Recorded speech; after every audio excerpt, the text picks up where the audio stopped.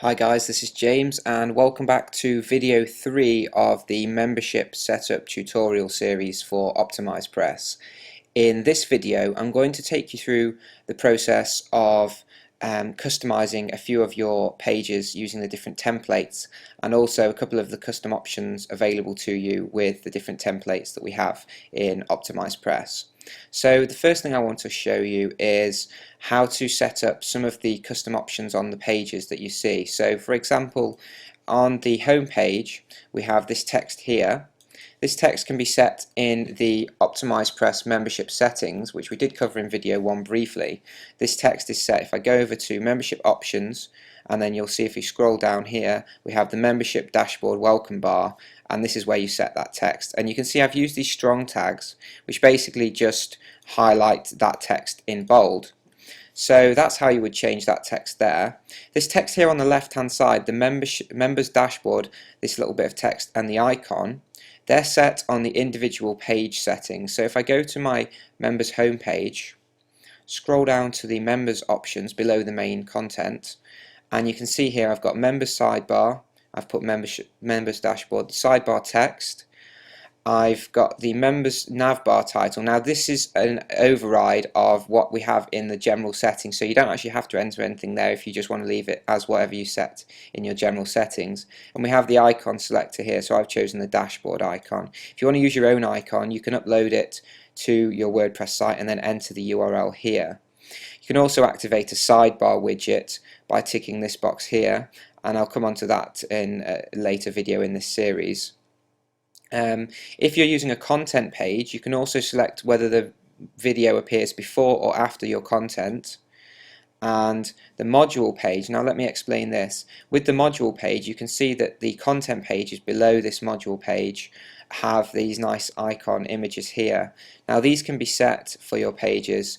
What you would do is you would go to the content page that you're editing. So for example, if I edit freelancing business models, I would edit this page, I would scroll down, and you can see here at the moment I've got the module page thumbnail is set as a plain folder, but you've got different options here depending on the style you want. So if it might be a PDF document that you're giving in this module, so you'd select documents.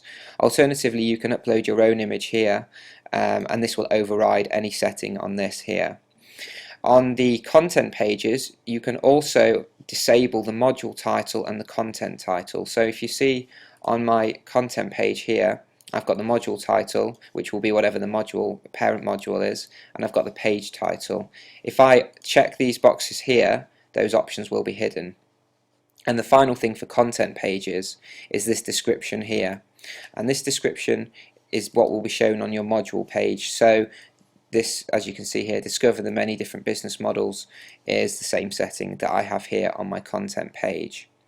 A couple of other things within OptimizePress. We have a few other templates which I'll just point out quickly. We have obviously the content, the home and the module we've covered. The DAP login page, if you're creating a site with Digital Access Pass, you would select this as your login page and then you would use their shortcode for your login to show your login form. If you're creating an error page for DAP or wishlist, you would use this template here and then add your error code or your error message there. A general page is basically a page that doesn't have a module title, so you can just use that for whatever you want within your membership site. The login page, generally I would ignore this option. You can use this login page if your system has a built-in redirect, but generally speaking we don't use this login page, and when I come to cover different integration tutorials I'll tell you which page to use for your login page. We also have a no sidebar design. Now this looks a bit like this, and sorry, let me show you the right template. Here we go. So this is a membership no sidebar, so it has no sidebar on the left hand side. So if you're using a forum where they give you the forum code to add into your page, you could use a template like this, and again you can hide the title of the page if you wish. Now we also have a non-member page, and the non-member page basically will not show the normal WordPress members navigation bar. Instead we can customize this in the general settings, and this will basically just be a page that you can use if your members are not logged in.